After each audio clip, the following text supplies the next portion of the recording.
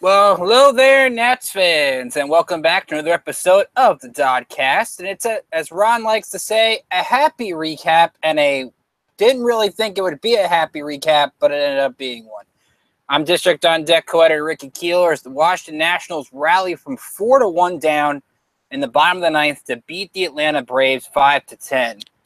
And I think when you look at this ball game, it turns out when you never think this team's out of the game. And I know the way they've been playing the first 17 innings of this series would make you think otherwise, but they just keep finding ways to win. And that's what makes this team fun. And yeah, their bullpen's a mess, and we've talked about that a lot. But Murphy coming up big with the clutch RBI in the bottom of the 10th at the walk-off, and keeping the line moving in the bottom of the ninth against Johnson, who looked pretty good the night before. And that's where, when you're throwing back-to-back days, that's what gives you a chance. And the Braves don't really have any other options, but you got to give the Nats a lot of credit. Max Scherzer was good again. No surprise. He didn't really have his ace stuff till late in the game. But we'll see what happens. We'll talk more about Scherzer. We'll talk more about this wild win. We want to hear from you, so feel free to share your thoughts here in the chat room on the YouTube page. You can tweet me on Twitter at Rickinator555 or at District on Deck. Let's go through the totals. Seth Ross says good win. We'll get to thoughts on the second half too, because this is my last show of the first half. Ron is with you next two nights before the break. Nationals 5 runs, 10 hits, no errors. The Braves 4 runs, 7 hits, no errors. And Matt Albers gets his 5th win of the season. Goes 2/3 of an inning, gets the huge double play on Matt Kemp in the top of the 10th after the Nats walked Freeman intentionally. Finally, they did something smart. And Ian Kroll, former Nats left-hander, takes the loss. He gave 3 hits in that 10th inning, including one to Adrian Sanchez. Congratulations to him, his first major league hit. And the guy we talked about had good numbers at Syracuse, and he can definitely help the Nats in the infield, whether it be a short, whether it be at second. He's got that versatility, and Sanchez delivering with a nice hit up the middle and ended up scoring the game-winning run. How about that for your first hit of your major league career? I would say that before the first innings, it looked like Max Scherzer was going to get another hard luck loss. And you talk about his performance tonight: 7 2/3 innings, 4 runs, 6 hits, 10 strikeouts, 1 walk. Because Alvar Perez gives with a 2-run single to Freddie Freeman. The ERA at the first half will be 2.1, but still really, really good. He had 20 first pitch strikes out of 29 batters. He had 20 swinging strikes in this game. Not quite what he had against the Cardinals, but the Cardinals starts an exception to the rule because you kind of get spoiled by what Max Scherzer does every day. Because you watch tonight, and it took a while for him to get that strikeout stuff going because the Braves were putting some good swings together. They were able to avoid striking out, and they had a couple long at-bats too in this game. I think Flowers had one late in the game. Swanson had a couple. Even got one where it looked like Swanson got hit, and Scherzer ended up striking him out. And it's so much fun when you watch him, even when he's on fumes, because when he's letting the tank go empty, he finds a way to get it done. And I was going to criticize Dusty Baker for the decision he made in that 8th inning. I would not have let him throw past 117 pitches. I wouldn't even let him face NCRT at that point. NCRT has been a thorn on the Nats side the first couple of games, and I think you want to go lefty on lefty there. And I know the bullpen is not something you trust, but it's the game in July. At some point, I know Scherzer's going to get no starts for the next week or so. He's going to obviously start the All-Star game, I would think. He's only going to go an inning or 2 at most. So he's going to try to go a little bit more than normal, but that's one where I would have stopped Max Scherzer from himself, because sometimes you have to do that with a competitor like he is. But I was still very impressed with his performance today. Seth says Albers looks like Blake Trinan from last year. It's a good comparison. I wish he was a good closer. He's probably their best option at closer. But if you can have a guy that can bring in double play, and I thought Blake Trinan looked good tonight. 1, 2, 3, 9th inning to keep it at 4-1. It was just as important. And they're starting to sort of figure things out. They just still need to find a closer, and then everything will be together. I mean, it's really what it comes down to with this team. Judo says, wish Max could have gotten that win. Dusty should have yanked it after the 7th, or at least after the 8 hole to lead off. Yeah, that's really – I would have gone Judo after NCR, after getting Lane Adams the pinch hitter to strike out. You got Swanson Adams to start off, so I don't really mind Scherzer staying in for that at 101 pitches. So I guess you can kind of see why Dusty said let him try to finish the inning. But once Enciarte gets the single, you got to go to a different pitcher for Phillips, except Blake Trinan was warming up in the 7th. He wasn't warming up anymore. And Oliver Perez, the lefty, was the only one warming up. So Dusty kind of got caught with his hands tied there. Kind of had to leave Scherzer at that point, and it almost backfired. But the Nats were able to bail him out with a nice comeback win. Didn't look great for the first 7 innings. R.A. Dickey was shutting down the Nats all night tonight. Took 6 innings to get a hit. Stephen Drew had a double in the bottom of the 6th to break up the no-hitter. But Dickey was really good in this game. 7 innings, 1 run, 3 hits, 7 strikeouts, 1 walk on 100 pitches, 72 strikes. And the knuckleball is working tonight. I mean, you look at Dickey's last 4 starts since the Nats got to him in mid-June, and he's been really good. I mean, there's going to be stretches where Dickey's just dominant with that knuckleball. And they ran into a tough spot tonight. Weren't getting the big hits early on when they had a chance to. Didn't really have any chances at all either. And the Nats' only run came on the Matt Wieters single in the bottom of the 6th to tie it. Then in the 7th, Scherzer gives up the home run to Freddie Freeman as Freeman took a slider on the inner corner and pulled it down the right field line. That's just how great he is. And I didn't get a chance to talk about it last night. I won't be here this weekend, so I applaud Freddie Freeman for going to third base. I mean, that's a selfless move to make. Matt Adams is hitting the ball well at first base, at a couple doubles tonight. And the Braves are trying to stay in this wild card race, and they still have an outside shot. I mean, I can see if they go out and get a Gray or a Quintana or one of those young pitchers, I can see them making a run. They've got a good offense, and they really just have to get a bullpen. And Johnson hasn't blown 7 saves. Imagine if Johnson only blew 3 or 4 saves, how good the Braves would be. So they're not great, but they're not horrible compared to the rest of the division. So let's throw it that way. Atlanta's at least gotten back to respectability. But you look at that 9th inning, and it started right away. You got the heart of the order at the plate, and that's exactly who you want up in that situation. Bryce Harper comes up with a base hit. Ryan Zimmerman draws a walk on 5 pitches. Then Murphy with an RBI single. Rendon with an RBI single. Chris Heisey comes up. Remember, he got the activation for Michael Taylor today. And I think Heisey had a good at-bat. He hits a ground ball to third. Murphy doesn't run, which I think was the right decision. They were checking him before throwing the ball to second. It would have been a close play to the plate. Credit Heisey for hustling and getting to first base to avoid the double play, because that sets up the Matt Wieters sacrifice fly. If Heisey gets him a double play, then Wieters has to get a hit in that situation. So the Nationals at least rally in the 9th. Albers does a good job in the 10th. Sanchez gets the base hit to start the bottom of the 10th. Harper lines out, but then Zimmerman with the base hit to make it 1st and 3rd, and then Murphy with the walk-off single. Dramatics in the 9th, too. Brian Snitker got ejected for arguing with the umpire that Matt Wieters didn't go around on his swing, but he did go around. So Nats kind of caught a break there, but you could argue they deserved one. They have not really played well in this series, and Atlanta really should be 2-0. And you talk about the difference from 7.5 to 9.5, as FP pointed out, and that's huge. It's huge. Atlanta had a chance to pull within 5.5 going into the break. And that's still a substantial lead, but considering the Nats were up double digits at one point in the East, you kind of want to keep it there. So that was an impressive win to rally and come from behind against Atlanta. Let's take a look at the chat here. Got a lot going on. And I think when you look at, do I think Cody Glover will come back healthy and effective? That's a big if.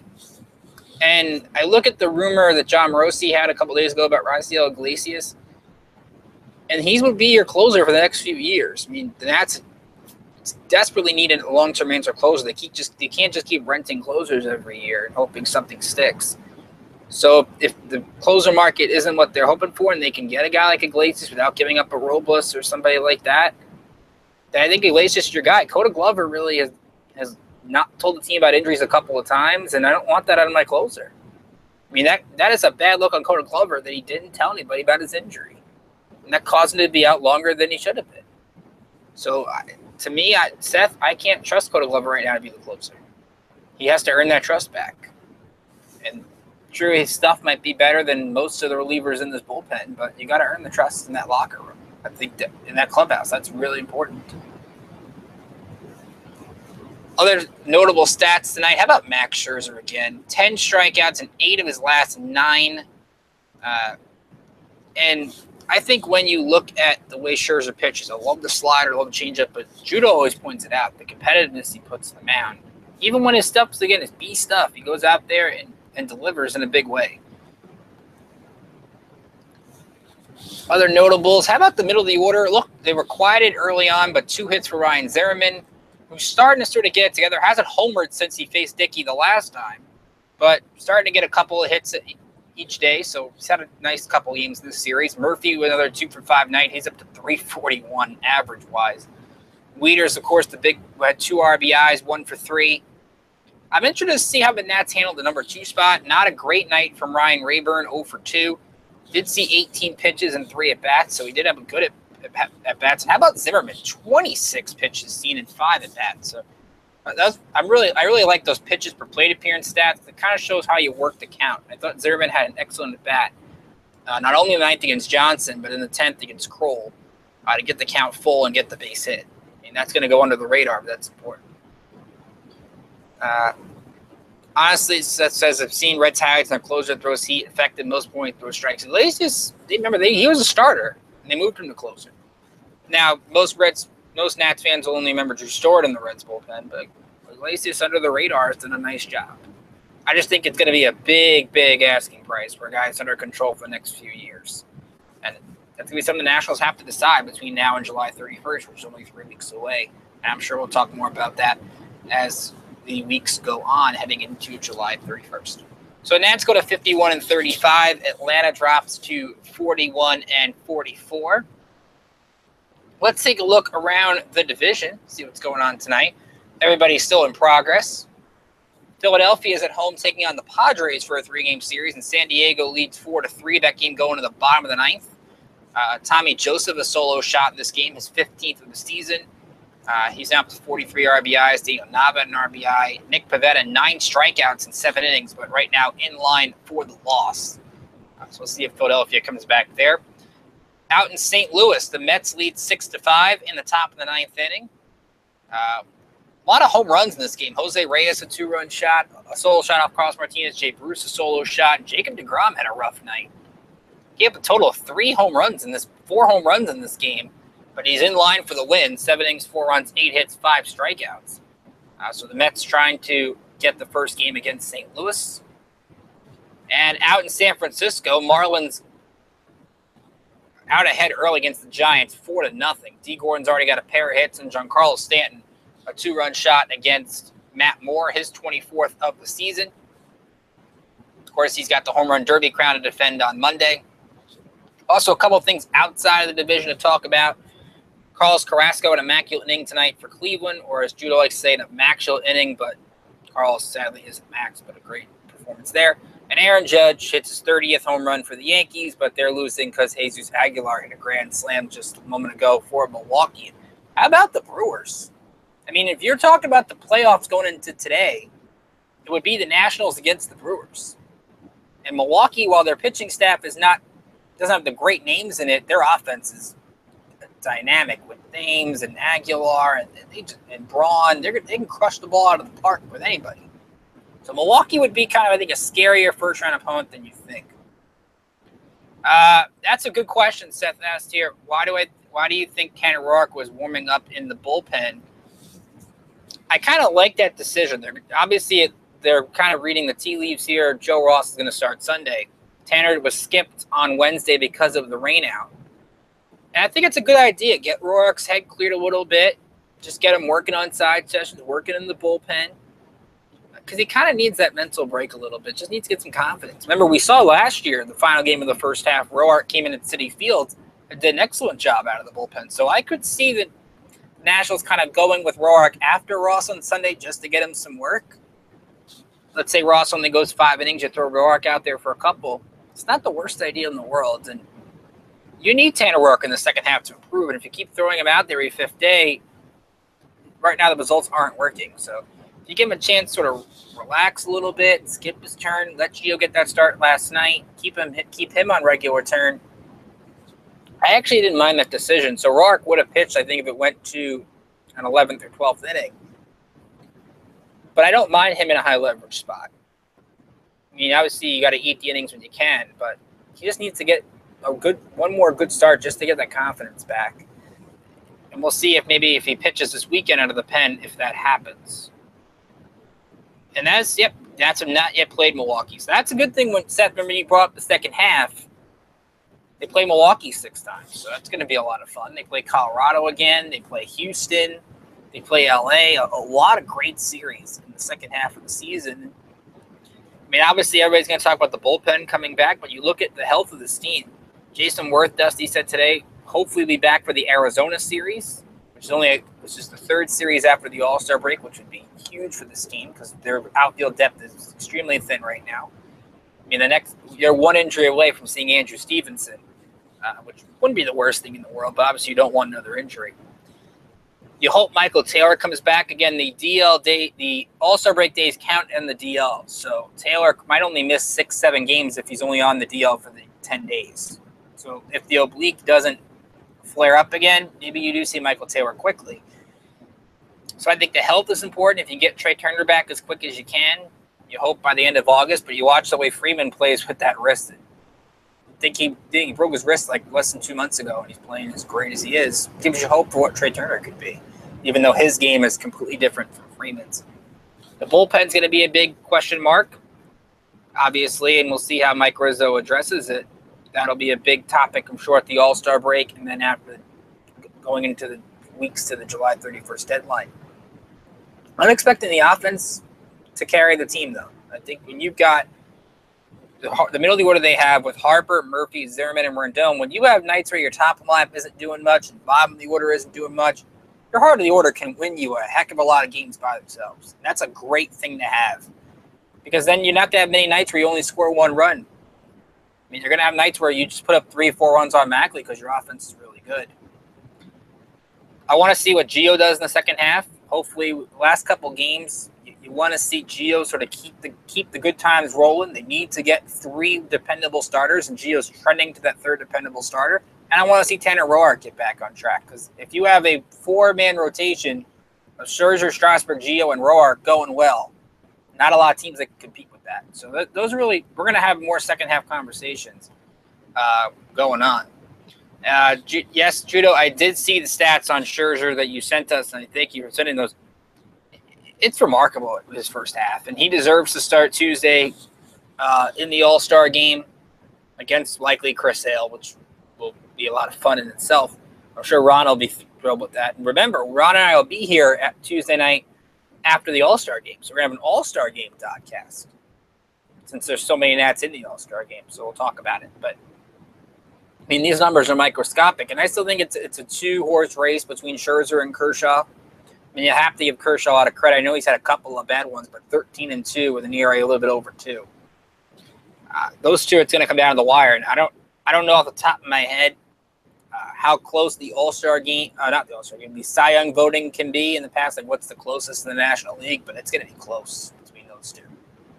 I think they're going to get all the first place votes. I think it's just a question of who gets more.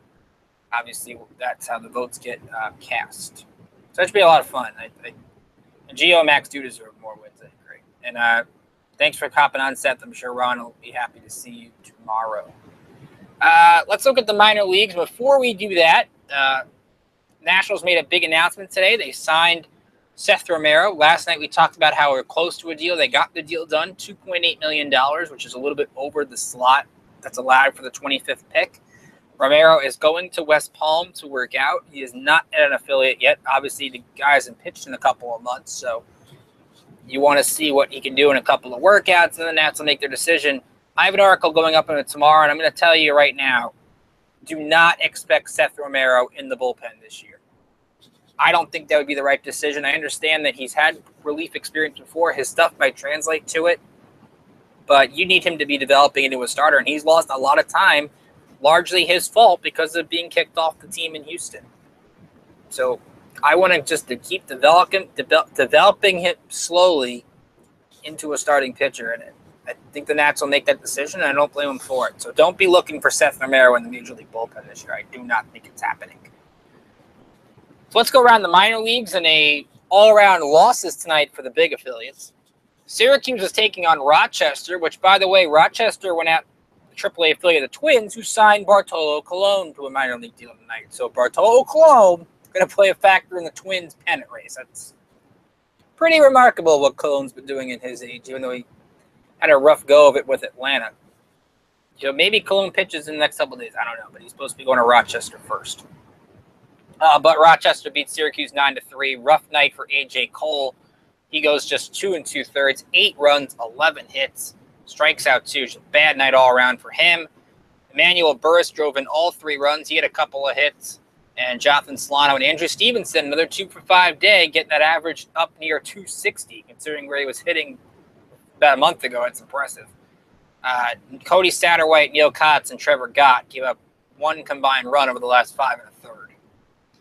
As for AA Harrisburg, they lost to Erie 4-1. Matthew Crownover still has yet to win a game with the Senators, but not a bad outing by him. 6 innings, 3 runs, 7 hits, 2 strikeouts, and 3 walks in the loss. Only RBI coming from Jose Marmolejos, his 31st of the season. And K-Rod took the mound tonight again as well, gave up a run and 2 hits in an inning of work, 20 pitches, 13 strikes. So the strike ratio a little bit better than his first outing. I got a chance to watch a little bit of that first game.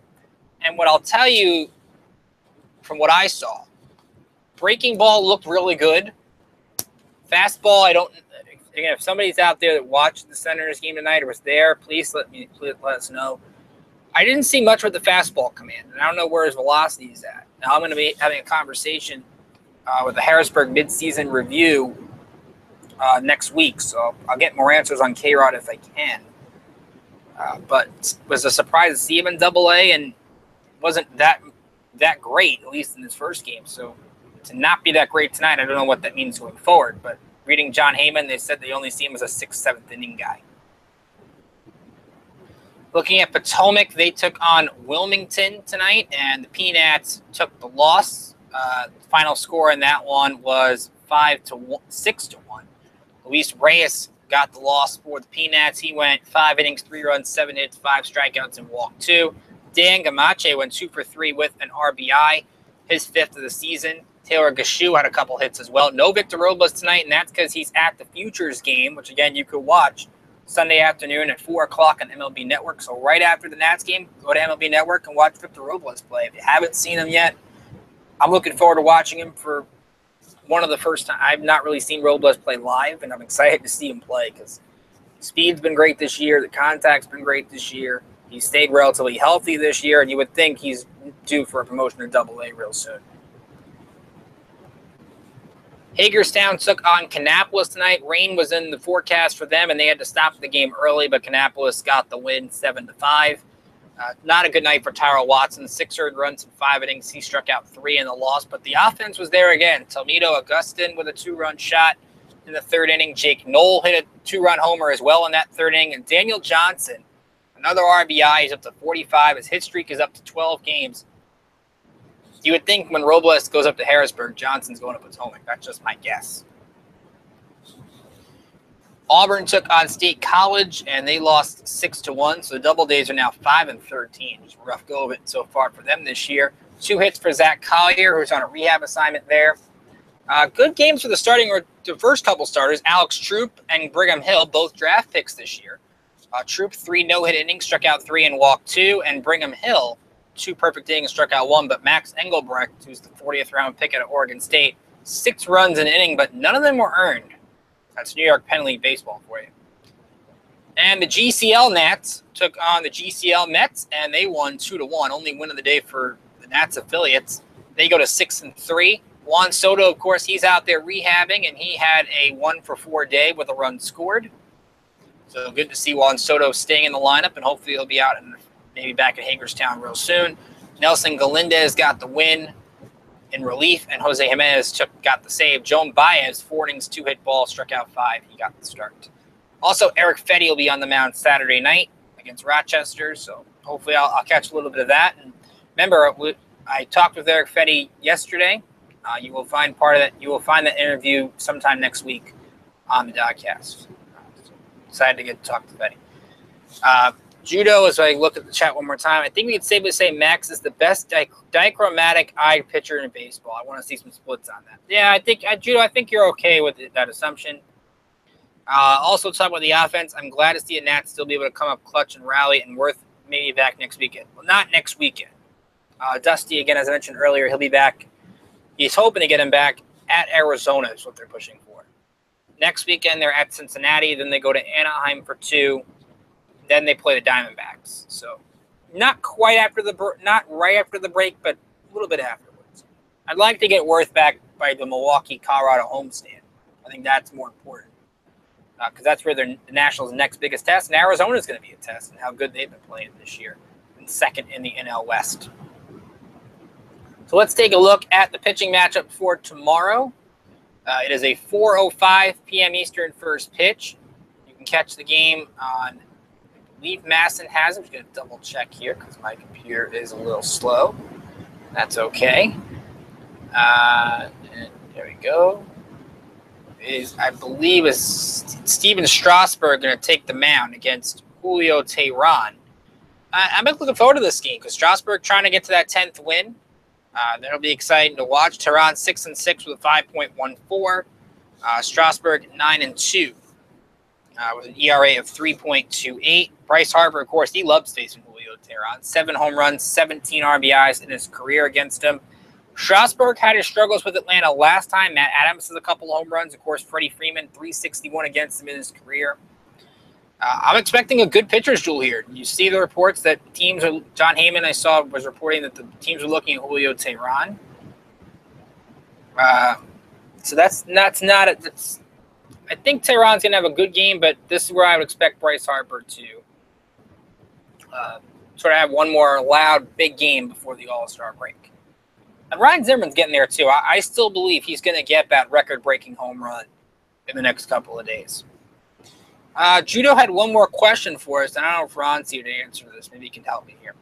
Did you and Ron give Drew a chocolate syrup shower after his first win? No, we did not. We have our own district on deck initiation things, but it was cool to see Drew's first solo DoDcast win was a walk-off win. 2 walk-off wins this week. It's always a lot of fun. So Drew at least is in the win column. I'm going to update the standings. So I'd like to update the standings here. Ron is 28-18 in DoDcasts. I am 25-17 after tonight's win, and Drew is 3-3.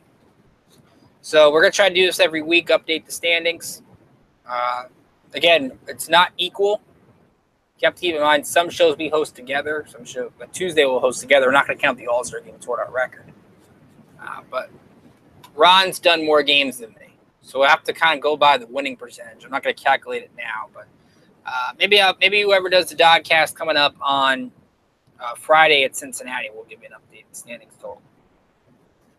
As soon as we got up on the site, coming up, at least this, what we had today, we had Ron write about that whole rain delay mess again last night, and I'm still mad about it.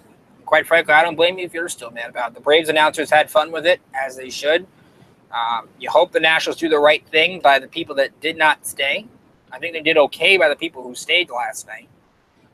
But it's still, that's going to be a while before they recover from that PR hit they're going to take.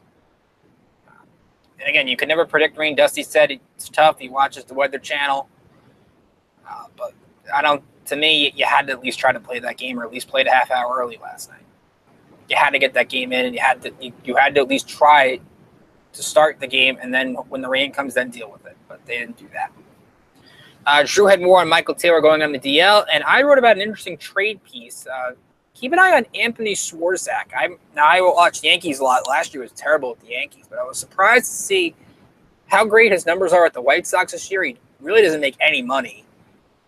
So with the Nats looking at sort of that whole financial contract situation with their payroll, maybe Swarzak's a name they can add if they don't add a premium closer, or if they get a closer in another deal. Maybe that second or third deal that Rizzo makes could be for a guy like Swarzak. I don't think you'd have to give up that much to get him. And Judah, I did like the Rays tweet. That was actually really funny last night. Wilson Ramos hit a home run last night. So that was really cool. I think tomorrow, again, I got my Seth Romero story. I think Ron's going to have something up tomorrow. I'm not sure what it is, so you will be surprised as I am. And we got a lot of great content going up next week for the All-Star game and first half highlights, second half preview. I got some couple of mid-season minor league stuff I'm working on because Harrisburg and Syracuse going to their All-Star breaks. So I'm going to have also a list of the 5 most likely traded prospects. Remember, the Nats have to give up something to get something. So I'm going to write about a couple of those guys you could see get traded if the Nationals do make a deal. So a lot going on over the next week or so. We're excited to be here. I want to thank all of you for joining me tonight. This is my last show solo in the first half, so thank you all for your support of the DoDcast. We really do appreciate it. We're here for every game, and we're here for you. We want you to get involved in the show all the time. So please feel free to give this video a like and subscribe to the YouTube channel. And also like us on Facebook. All the articles go there. All the DoDcasts go there. So if you miss anything, go to our Facebook page. You can also tweet us on Twitter at District on Deck, at Rickinator555 is my account. We tweet every game. We're going to tweet the All-Star game as well. So feel free to join us for that. And Ron will be with you tomorrow and Sunday. Sunday, I believe, is Joe Ross and Sean Newcomb. So that should be a fun pitching matchup as well. So again, Nationals cap it off with a wild walk-off win, 5-4 in 10 innings. And Daniel Murphy, the hero, once again, his 4th career walk-off hit, and I believe his 2nd this year. A lot of walk-off hits for the Nationals, and it's been a wild season at 51-35. And you hope they can wrap up the second half with at least one more win and keep the division, keep the lead where it is. Keep it at 9.5 going into the break. I think that's really what you're looking forward to. Get one more win in, and I think you're happy with the way the first half ends. So from all of us here at District on Deck, I'm Ricky Keeler saying hope you have a great rest of your night. And Ron, I'll see you back here late tomorrow evening after the 4 o'clock start between the Braves and the Nats.